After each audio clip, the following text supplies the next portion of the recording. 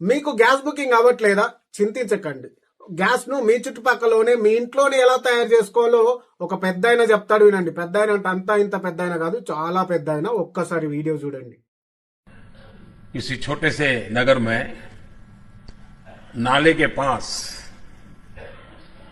कोई चाय का ठेला लेकर के खड़ा रहता था, चाय बना करके बेचता था, और वहीं पर एक नाली, गंदी नाली जाती थी। अब इसके दिमाग में कोई विचार आया, उसने उस नाली में, स्वाभाविक ये गंदी नाली होती, वहां गैस भी निकलता है तो कभी दुर्गंध आती थी।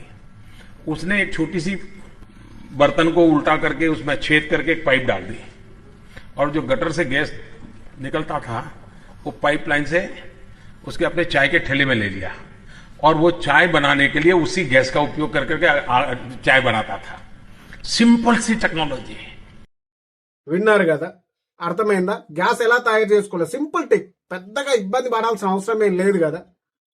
ఏం చెప్తున్నారు సార్, ఏం మాట్లాడుతున్నారు సార్? కరోనా పోవాలని తపాలాలు కొట్టమంటారు, సప్పట్లు కొట్టమంటారు, దీపాలు వెలిగించమంటారు. ఏం మాట్లాడతారు సార్? దేశ ప్రజలకు ఇదా సార్ చెప్పేది? ఒక పక్క గ్యాస్ సిలిండర్లు అందుబాటులో లేక రెస్టారెంట్లు మూతపడిపోతున్నాయి.